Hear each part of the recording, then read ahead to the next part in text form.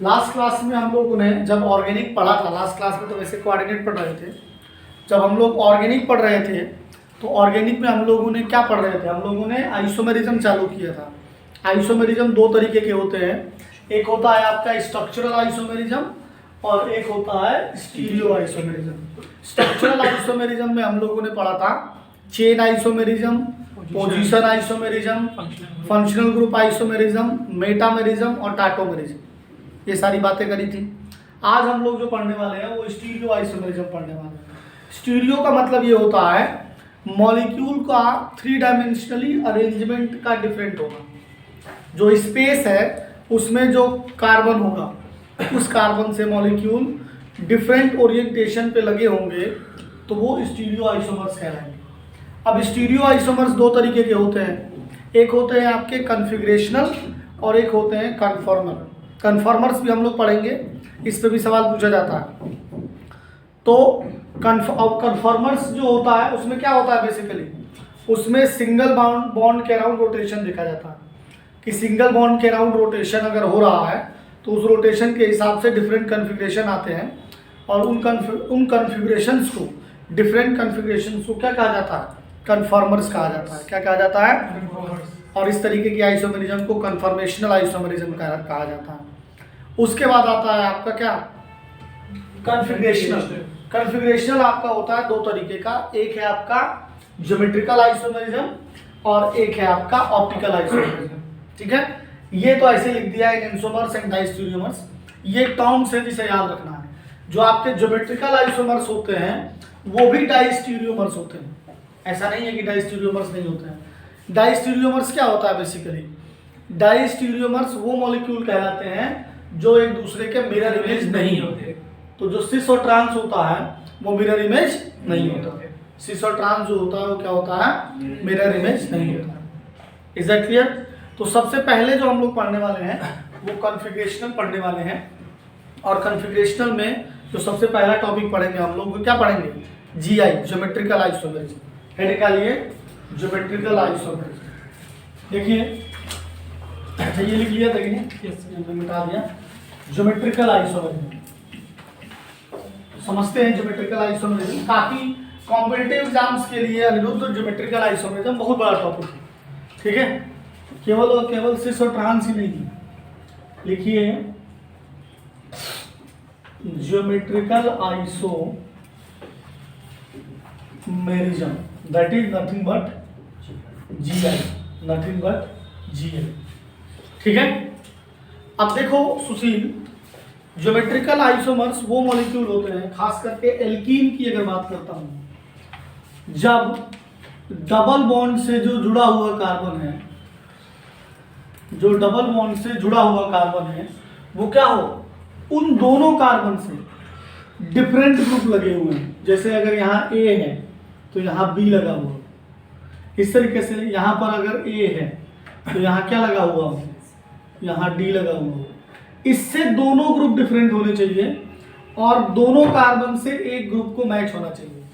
दोनों कार्बन से एक ग्रुप को क्या होना चाहिए। अब अगर ये एक ही साइड है तो इनको कहा जाता है सिस। इनको क्या कहा जाता है, सिस। अगर आप ध्यान देंगे तो जो ए है वो एक ही साइड लगा हुआ है, इसे हम लोग क्या कहते हैं, सिस कहते हैं। इसे हम लोग क्या कहते हैं, सिस कहते हैं। और अगर इसी ए को अगर डिफरेंट में लेके चले जाएं, अपोजिट में लेके चले जाएं, this is B and this is D and this is D, तो अब देखो ए और ए जो मैच कर रहे हैं वो डिफरेंट में है, तो इसे हम लोग क्या कहेंगे, इसे हम लोग कहेंगे ट्रांस। इसे हम लोग क्या कहेंगे, और सिस और ट्रांस होने से प्रॉपर्टी अलग हो जाती है, जिसकी बात हम लोगों ने करी थी कि मॉलिक्यूलर फॉर्मूला तो सेम होगा जी, लेकिन इसकी केमिकल और फिजिकल प्रॉपर्टीज जो होंगी वो क्या होंगी, बदल जाएंगी। केमिकल और फिजिकल प्रॉपर्टीज जो होंगी वो बदल जाएंगी। हाँ या ना बोलो। ये भी केस हो सकता था कि इस कार्बन से दोनों डिफरेंट तो होते बट दोनों भी मैच कर सकते थे। तो अगर ये दो एक ही साइड हैं तो सिस और अगर ये अपोजिट साइड में चले गए, यहाँ पर ए ले लो,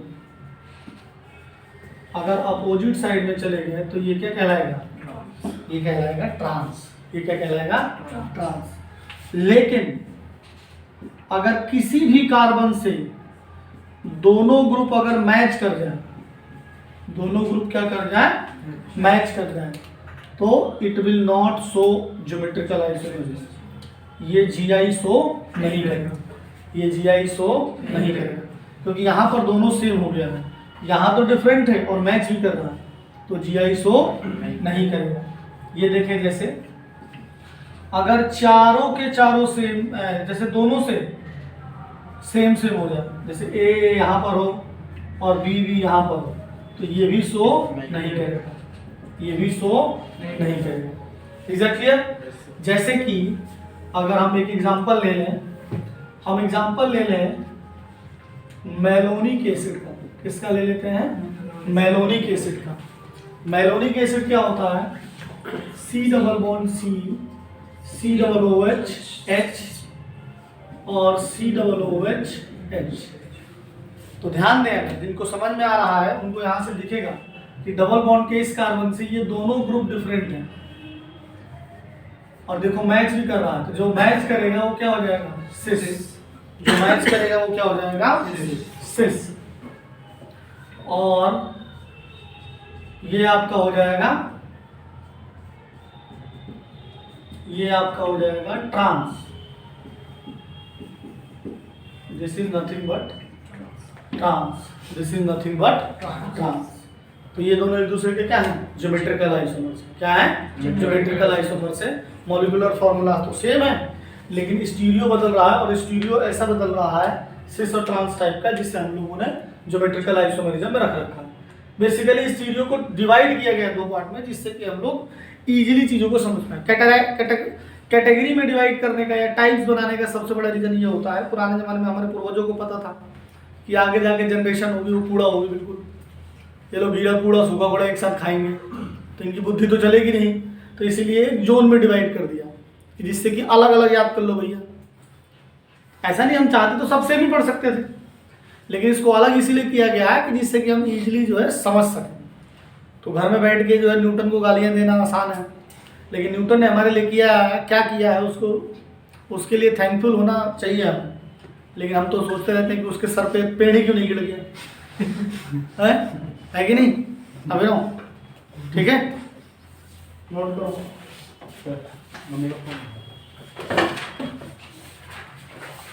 देखिए इधर, ये मेलोनिक एसिड नहीं है, मैलेइक एसिड है, MALEIC, मैलेइक एसिड। और मैलेइक एसिड से जब एनहाइड्राइड बनाया जाता है, एप्लीकेशन की अगर बात करेंगे तो अभी मैं बात करता हूँ, उसको अलग से करेंगे, कि जब मैलेइक एसिड के सिस का एनहाइड्राइड बनेगा लेकिन ट्रांस का एनहाइड्राइड नहीं बनेगा। ये नीट में पुराने ज़माने में सवाल आ चुका है, क्योंकि पहले बहुत सिलेबस ब्रॉड था, तो इसीलिए लोगों के कम नंबर आते थे। अब सिलेबस इतना सा कर दिया है तो नंबर अभी भी कम आ रहे हैं। नहीं, अभी भी कम आ रहे हैं, वो तो अपनी बात करो ना तुम, लोगों के तो नंबर आ ही रहे, लेकिन पहले सिलेबस ज़्यादा था तो सबके कम आते थे, और फिर फैसिलिटीज अवेलेबल नहीं थी भाई, किताबों से पढ़ना होता था, लिमिटेड चीज़ें अवेलेबल थी। अब तो आपके घर पे चीज़ें मिल रही हैं, सब कुछ आराम से पढ़ सकते हो, तो पढ़ो। अगर हम लोग सिनेमिक एसिड की बात करें, सिनेमिक एसिड के सिस और ट्रांस आइसोमर्स बनाइए। सिनेमिक एसिड याद है आपको, पर्किन रिएक्शन में यूज करते थे सिनेमिक एसिड, याद है Perkin reaction? Cinnamic acid, cinnamic acid है ये benzene CH double bond CH C double bond OH, CH double bond CH C double bond OH, this is cinnamic acid. एक होता है आपका क्रोटोनिक एसिड। क्रोटोनिक एसिड क्या होता है? Crotonic acid होता है ये, बेंजीन की जगह CH3 लगा दीजिए सिनेमिक एसिड में, तो क्रोटोनिक एसिड बन जाएगा।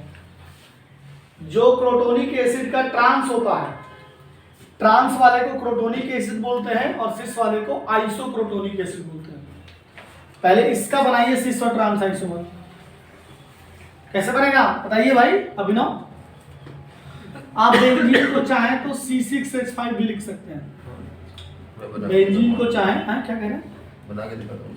बना के दिखाएंगे, चलिए बनाइए बिल्कुल। बोर्ड पे बनाएंगे क्या आप? नहीं सर, अपने रजिस्टर। अरे रजिस्टर बनाएंगे। टैलेंट बाहर दिखाना नहीं चाहते आप, बाहर लाइन लग जाएगी फिर है। भाई जो घबराता हो आगे नहीं बढ़ता। घबरा नहीं रहा, चुप रहा।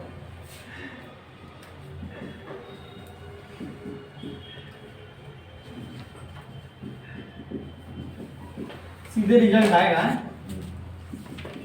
दो को हटाएगा आ जाएंगे, इसके भी नंबर आ गए।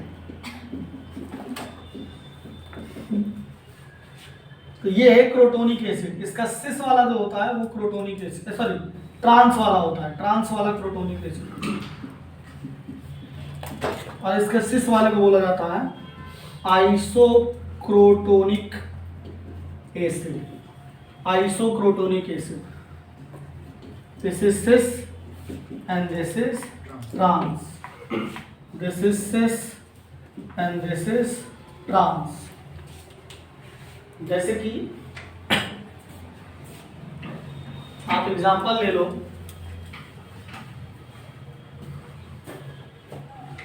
ब्यूट टू इन का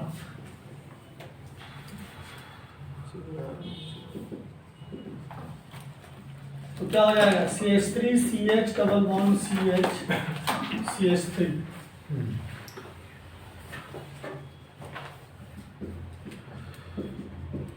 ये हो जाएगा लाइक दिस।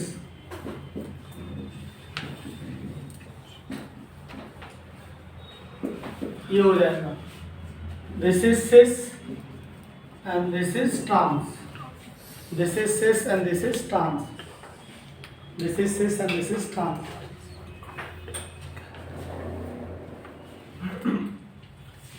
अब अभी तो ये जो देखा आपने यहाँ पर सिर्फ एक ही डबल बॉन्ड, अगर दो डबल बॉन्ड आ जाए और आपका क्या हो कि उसमें भी यही वाली कंडीशन फॉलो हो रही हो, डिसिमिलरिटी वाली कंडीशन फॉलो हो रही हो, तो क्या होगा देखिए कैसे, क्या कहना क्या चाहते हैं आप। जैसे C डबल बॉन्ड C है, यहाँ एक हाइड्रोजन लगा दिया अगर, या कोई भी ग्रुप लगा सकते हो, ऐसा करो आप हाइड्रोजन ना लगाओ, फिर तुम लोग एक जैसा लगा दिया, चीटिंग कर रहे हो। यहाँ A भी लगा दिया और फिर यहाँ पर लगा दिया C डबल बॉन्ड C और यहाँ लगा दिया आपने क्या कुछ D, तो आपका A B के बाद क्या आता है D। C इसलिए नहीं लेंगे, C तो कार्बन है, ठीक है। D के बाद यहाँ अगर E लग गया और यहाँ लग गया F और यहाँ लग गया G, कंडीशन वही होगी, कंडीशन वही होगी कि जो डबल बॉन्ड है उससे जो कार्बन लगे होने चाहिए वो डिफरेंट होने चाहिए, जो डबल बॉन्ड है उससे कार्बन जो लगे होने चाहिए। अब इसमें मैच भी कराना पड़ेगा आपको, तो यहाँ टेक्निकली हमें क्या लेना पड़ेगा, ए ही लेना पड़ेगा। अगर सिस और ट्रांस का कॉन्सेप्ट लगाते हैं तो वो हो तो आपका क्या बोलते हैं ई और जेड भी सकता है, लेकिन अभी हम लोग सिस और ट्रांस की केवल चर्चा कर रहे हैं, तो सिस और ट्रांस के लिए इन दोनों को हमें मैच कराना पड़ेगा ना, और इस तरीके से इन दोनों को भी मैच कराना पड़ेगा। तो एक यहाँ पर ले लो ई, एक यहाँ पर क्या ले लो ई। तो अब इसके अराउंड भी और इसके अराउंड भी आपका ज्योमेट्रिकल आइसोमेरिज्म शो होगा। तो यहाँ पर क्या है, दो डबल बॉन्ड है, to dissimilar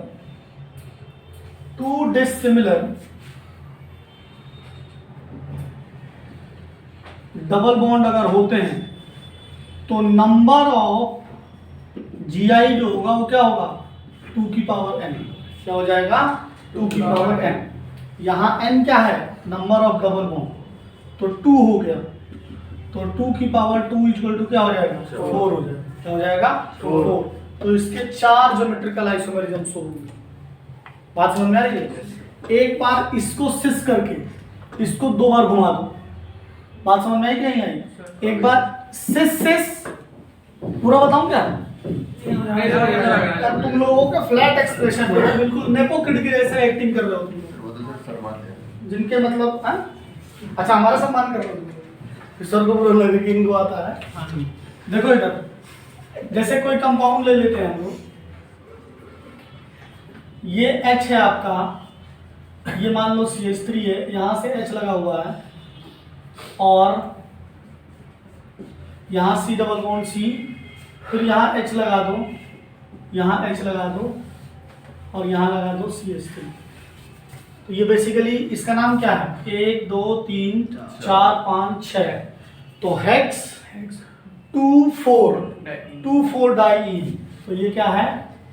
hex 2,4 di, hex 2,4 di.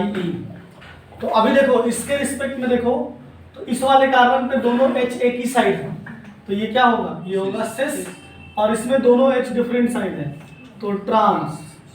तो cis trans hex 2,4 di, cis trans hex 2,4 di. ठीक है, बताओ सुशील, समझ में आ रहा है? Yes sir. यहाँ आ गया CH3, यहाँ आ गया H, और अब इस H को इधर ले करते हैं और CH3 को ऊपर कर दें, इसे भी सिस कर दें, तो ये क्या हो गया? Cis cis hex 2 di 2,4 di, hex 2,4 di, hex 2,4 di. Is that clear? अब फिर इसको कर दो, दो और बन जाएंगे, नहीं बन जाएंगे? बना लेंगे हम इसे। तो बोर्ड खत्म हो गया, बनाइए, आप बना के दिखाइए।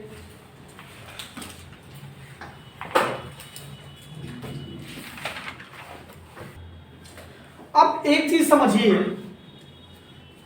कि ठीक है, मतलब इसके दोनों ग्रुप जो होने चाहिए वो डिफरेंट होने चाहिए, ठीक है? तो ज्योमेट्रिकल आइसोमेरिज्म शो होगा, और फिर मैच करना चाहिए तो सिस और ट्रांस होगा। लेकिन अगर चारों के चारों डिफरेंट ग्रुप हो जाए तो क्या होगा? तो क्या ज्योमेट्रिकल आइसोमेरिज्म शो होगा? जैसे कि हम ये बात कर रहे हैं कि इससे A लगा दें, B लगा दें और क्या लगा दें? D लगा दें और E लगा दें, तो इससे दोनों के दोनों डिफरेंट हैं और इससे भी दोनों के दोनों डिफरेंट हैं, तो कंडीशन तो फॉलो हो रही है। लेकिन एक कंडीशन नहीं फॉलो हो रही है कि इन दोनों में एक ग्रुप मैच नहीं कर रहा, इन दोनों में एक ग्रुप क्या हो रहा है? मैच नहीं कर रहा। तो अगर मैच नहीं कर रहा है तो क्या ज्योमेट्रिकल आइसोमेरिज्म शो करेगा? हाँ जी करेगा, यस, ज्योमेट्रिकल आइसोमेरिज्म शो करेगा। लेकिन यहाँ पर उसको समझने के दूसरे तरीके हैं, और वो तरीका है इजेड फॉर्म। वो तरीका क्या है? इजेड फॉर्म, इजेड फॉर्म, ठीक है? वो तरीका क्या है? इजेड फॉर्म, ठीक है? ई का मतलब होता है कि जब दोनों डिफरेंट में हो, ठीक है? ई का मतलब होता है ट्रांस, जेड का मतलब जुसामन होता है, जुसामन का मतलब क्या होता है? ट्रांस। चलो पहले समझते हैं। देखो अब इसमें ई और जेड को हम लोग कैसे डिसाइड करेंगे? ई और जेड फॉर्म को कैसे डिसाइड करेंगे? जैसे कि कोई ग्रुप ले लो, जैसे कोई मॉलिक्यूल ले लो, इसे ये लगा हुआ है Cl, ये लगा हुआ हाइड्रोजन, ये लगी हुई है आयोडीन, और ये लगा हुआ है आपका क्या? ब्रोमीन। ये लगा हुआ है ब्रोमीन। देखो मैं पहले सही कह रहा था कि जेड का मतलब होता है जुसामन, जुसामन का मतलब होता है टुगेदर, ठीक है? अब देखो ध्यान से आप, अब इसमें कैसे ई और जेड को डिसाइड करते हैं, उसके लिए हर एक कार्बन पे फोकस किया जाएगा। इस कार्बन पर अगर ध्यान दोगे आप, तो इस कार्बन से डायरेक्टली अटैच्ड एटम के एटॉमिक मास को देखेंगे, तो क्लोरीन और हाइड्रोजन में किसकी एटॉमिक मास ज्यादा है? क्लोरीन का। इसे नंबर 1 दे देंगे, इसे नंबर 2 दे देंगे। इस तरीके से इस कार्बन से डायरेक्ट लगे हुए का एटॉमिक मास देखेंगे। आयोडीन और ब्रोमीन में किसका एटॉमिक मास ज्यादा है? 1 और ये 2। तो जब हाई प्रायोरिटी ऑर्डर वाले एक साथ होते हैं तो इसे हम लोग बोलते हैं zusammen, that is Z, that is Z. और अगर इन्हीं को अगर अपोजिट में कर दिया जाए, ये आपका Cl है और ये आपका I है, ये आपका हाइड्रोजन है और ये आपका क्या है? ब्रोमीन है, तो ये क्या हो जाएगा? ये हो जाएगा आपका E, that is EZ form, that is EZ form. और ये भी आपका ज्योमेट्रिकल आइसोमेरिज्म शो करेगा।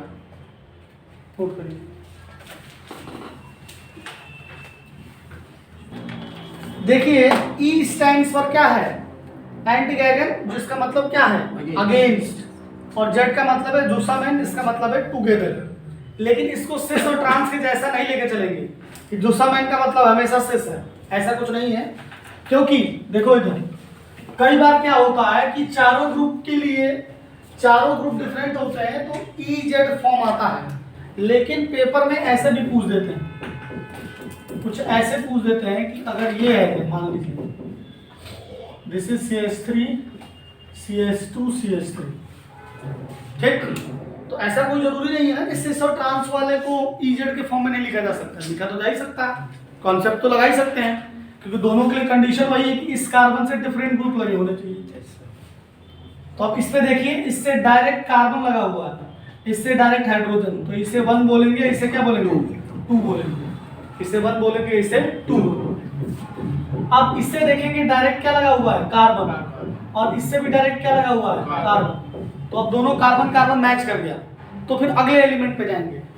तो इस कार्बन से अगला एलिमेंट क्या लगा हुआ है हाइड्रोजन, इस कार्बन से अगला एलिमेंट क्या लगा हुआ है कार्बन, तो उसका एटॉमिक मास ज्यादा होता है, तो इसे 1 और इसे 2, इसे 1 और इसे 2, और दोनों हाई इसमें कहां पर है ऊपर है, तो ये क्या है जेड, लेकिन टेक्निकली ये क्या है ट्रांस, जबकि टेक्निकली ये क्या है ट्रांस। तो ये दिमाग से हटा दो कि जेड जो होता है वो क्या होता है सिस होता है।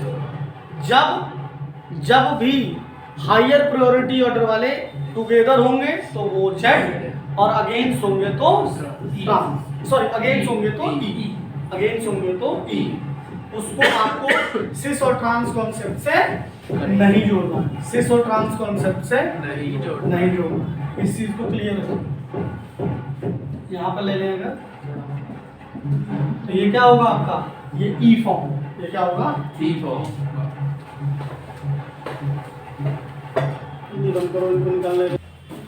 नेक्स्ट हेडिंग का लिए geometrical isomerism in cyclic compounds.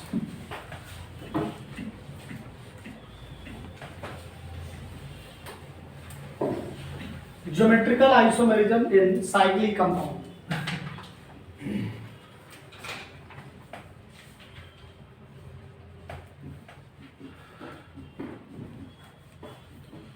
Geometrical isomerism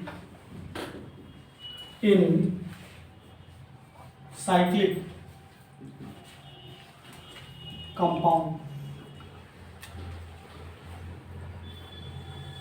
geometrical isomerism in cyclic compounds। देखो क्या होता है, जैसे आप ये देख रहे हो, ये आपका C डबल बॉन्ड C, यहाँ है Cl Cl H H, C double bond C Cl H और Cl H है ऐसा। तो ये क्या है बेसिकली, ये हमारा ट्रांस और ये हमारा सिस, ये हमारा क्या है सिस। अब क्या है कि इस डबल बॉन्ड को रिप्लेस करके अगर एक साइकिल ले आए, इस डबल बॉन्ड को रिप्लेस करके एक साइकिल ले आए, सबसे पहली साइकिल 3 की ले आए और सेम कॉन्सेप्ट लगा दें यहाँ पर, this is ClH and this is HCl, this is ClH and this is ClH। तो ये मॉलिक्यूल भी ज्योमेट्रिकल आइसोमेरिज्म शो करेगा। ये आपका देखो दोनों Cl अपोजिट है, तो दिस इज सिस नहीं होगा, ट्रांस होगा, सिस नहीं होगा ट्रांस होगा, और दोनों Cl एक साइड है, या दोनों यहाँ पर H होना चाहिए, तो ये क्या हो जाएगा सिस हो जाएगा, ये क्या हो जाएगा सिस हो जाएगा। अगर 3 की जगह 4 की रिंग मिल जाए, 3 की जगह 4 की रिंग मिल जाए, लेकिन इस बार तुम्हें क्या बनाना पड़ेगा, रोम्बस बनाना पड़ेगा, parallelogram, like this Cl this H, this Cl this H, आपका ये हो जाएगा जैसे लाइक दिस,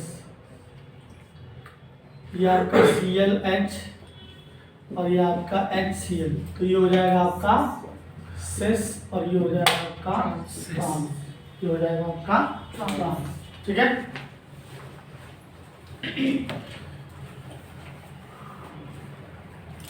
अगर इसमें 5 की रिंग भी ले लेते हैं और 6 की रिंग भी ले लेते हैं तो उसमें भी एग्जिस्ट करेगा।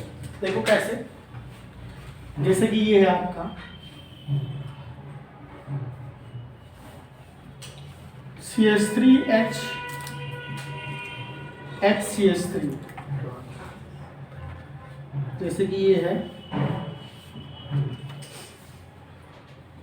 CH3H और HCH3। देखें CH3H CH3H, ये हो गया आपका CH3H और CH3H। तो ये क्या है आपका, ये ट्रांस है, ये सिस है, ये ट्रांस है और ये क्या है सिस। ठीक है,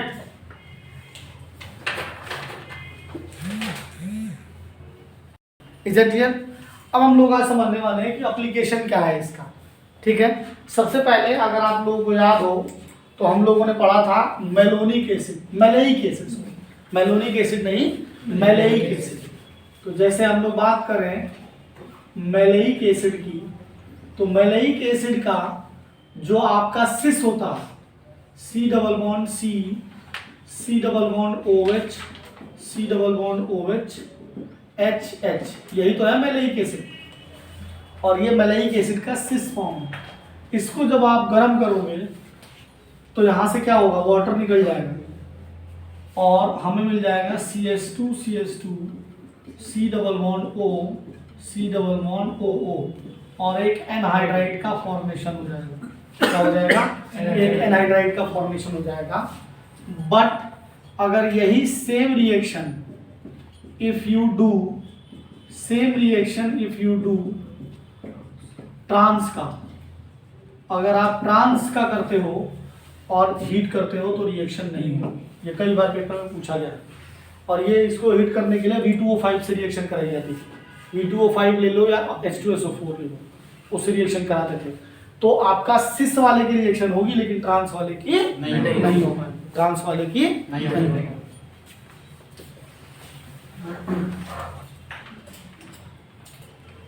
या यहाँ पर डबल बॉन्ड होगा यार, आप लोग ध्यान नहीं देते हो।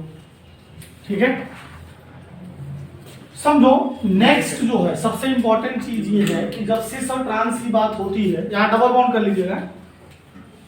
अगर सिस और ट्रांस की बात होती है, अगर आप लोग को याद हो तो ये पूछा जाता है कि सिस और ट्रांस में से किसका बॉइलिंग पॉइंट ज्यादा होता है।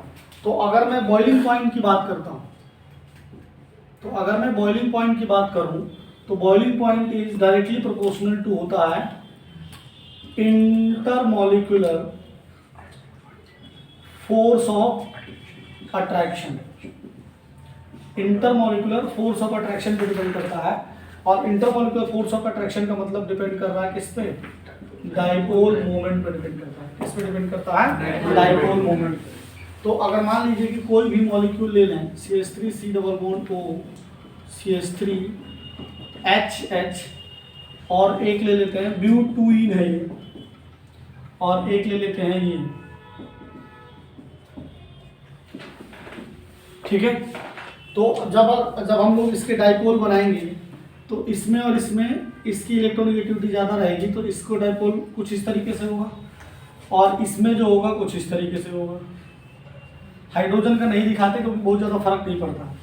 तो ये दोनों एक दूसरे से कितने डिग्री पे हैं, 180 डिग्री पे हैं। तो ये एक दूसरे को क्या करेंगे, तो कैंसिल कर देंगे। तो म्यू की वैल्यू क्या हो जाएगी, और अगर म्यू की वैल्यू 0 होगी तो ये क्या हो जाएगा, नॉन पोलर हो जाएगा। ये क्या हो जाएगा, नॉन पोलर। और ये दोनों वेक्टर आपस में जुड़ेंगे और जुड़कर कुछ भी होगा लेकिन 0 नहीं आएगा, तो मॉलिक्यूल क्या हो जाएगा, मॉलिक्यूल क्या हो जाएगा, पोलर। तो जो आपका सिस आइसोमर होता है उसका डाइपोल मोमेंट ज्यादा होता है, और उसका डाइपोल मोमेंट ज्यादा होगा तो बॉइलिंग पॉइंट भी ज्यादा, बॉइलिंग पॉइंट भी क्या होगी, ज्यादा होगी। बॉइलिंग पॉइंट भी होगी, वो क्या होगी, ज्यादा होगी। Since dipole since cis isomer is more polar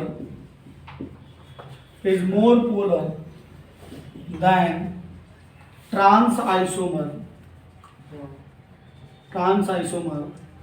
hence cis alkene has more boiling point, more boiling point than trans. लेकिन इस बात का ध्यान रखेंगे कि हमेशा ट्रांस का डाइपोल मोमेंट जीरो नहीं होता, हमेशा ट्रांस का डाइपोल मोमेंट जीरो नहीं होगा। हाँ, सिस हमेशा ज्यादा पोलर होगा। अगर एग्जांपल में बदल दूंगा तो इसकी वैल्यू जीरो नहीं आएगी, हाँ, लेकिन हमेशा सिस की ज्यादा आएगी। अभी उसकी चर्चा करते हैं हम लोग, पहले इतना नोट करो।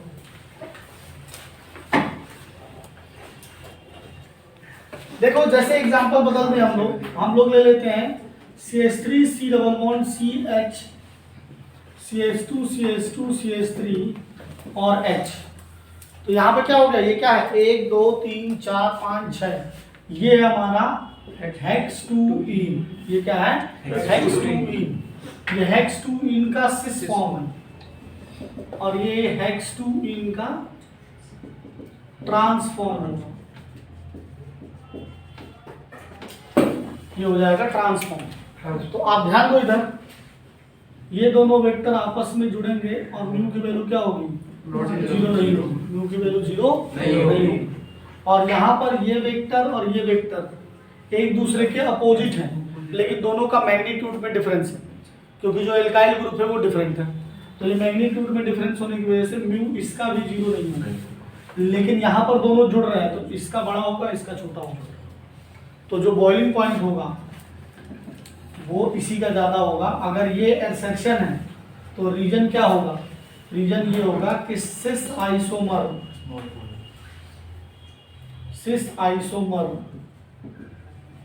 इज मोर पोलर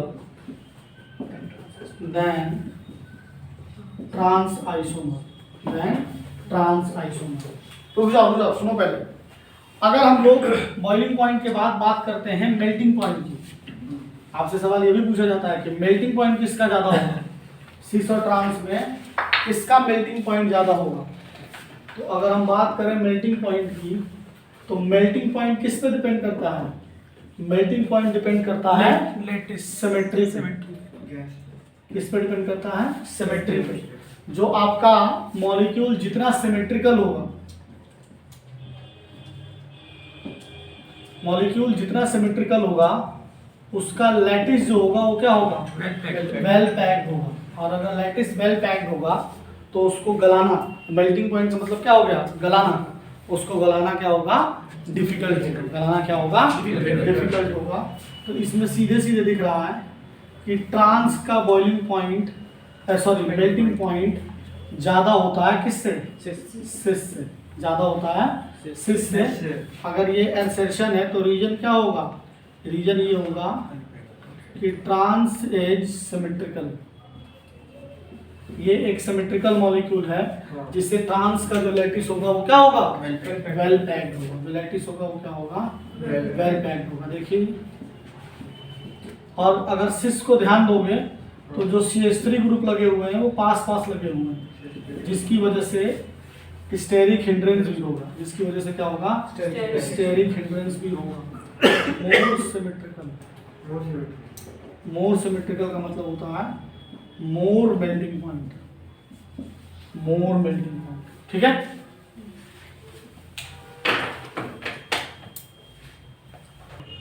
देखो इधर, निक्कू सर बोलिए। पढ़ लो। अच्छा ठीक है। नहीं तो फिर क्या होगा, तुम्हारा इलाज कौन करेगा। देखो क्या होता है सिस और ट्रांस में, इसका एप्लीकेशन एक और है कि अगर सिस एल्कीन है और ये सिमेट्रिकल एल्कीन है, कुछ रूल बता रहा हूं जो कि बहुत इंपॉर्टेंट रूल है। अगर हमारी सिस एल्कीन है और सिमेट्रिकल है और इसमें हम एडिशन करा रहे हैं, सिन एडिशन कहें या सिस एडिशन कहें, क्या कहें, सिस एडिशन कहें ऑफ सिमेट्रिकल रिएजेंट, जो रिएजेंट होने चाहिए वो सिमेट्रिकल होने चाहिए। क्या मतलब है इसका भी एक एग्जांपल से समझने की कोशिश करेंगे, ठीक है। तो जो प्रोडक्ट बनेगा वो मीसो होगा, जो प्रोडक्ट बनेगा वो क्या होगा, मीसो होगा, मीसो प्रोडक्ट बनेगा। अब ऑप्टिकल को नहीं छुआ है तो आपको क्या मीसो आता है कि नहीं, ये भी एक सवाल हो जाएगा, ठीक है। मीसो वो प्रोडक्ट होते हैं जिनमें प्लेन ऑफ सिमेट्री पाई जाती है, मीसो वो प्रोडक्ट होते हैं जिनमें प्लेन ऑफ सिमेट्री पाई जाती है। जैसे अगर मैं टार्टरिक एसिड की बात करता हूँ, ये हमारी टार्टरिक एसिड का मीसो फॉर्म, ये हमारा टार्टरिक एसिड है जिसका मीसो फॉर्म है। देखो इधर यहाँ पर एक प्लेन ऑफ सिमेट्री है POS, तो अगर इधर मिरर रखोगे तो जो ऊपर है वही क्या है, नीचे है। तो ऐसा कहा जाता है कि अगर ऊपर वाला राइट रोटेशन करेगा तो नीचे वाला लेफ्ट। तो जो मीसो प्रोडक्ट होते हैं वो क्या होते हैं, इनएक्टिव होते हैं, ऑप्टिकली इनएक्टिव होते हैं। ऑप्टिकली क्या होते हैं, इनएक्टिव होते हैं। वी विल डू चर्चा on that in detail. Is that clear? Yes sir. अब सबसे पहले इस पॉइंट को समझने की कोशिश करें कि सिस एल्कीन के ऊपर अगर किसी सिन एडिशन या सिस एडिशन कराया जाए ऐसे रिएजेंट का जो सिमेट्रिकल रिएजेंट, कैसे, ट्राई टू अंडरस्टैंड।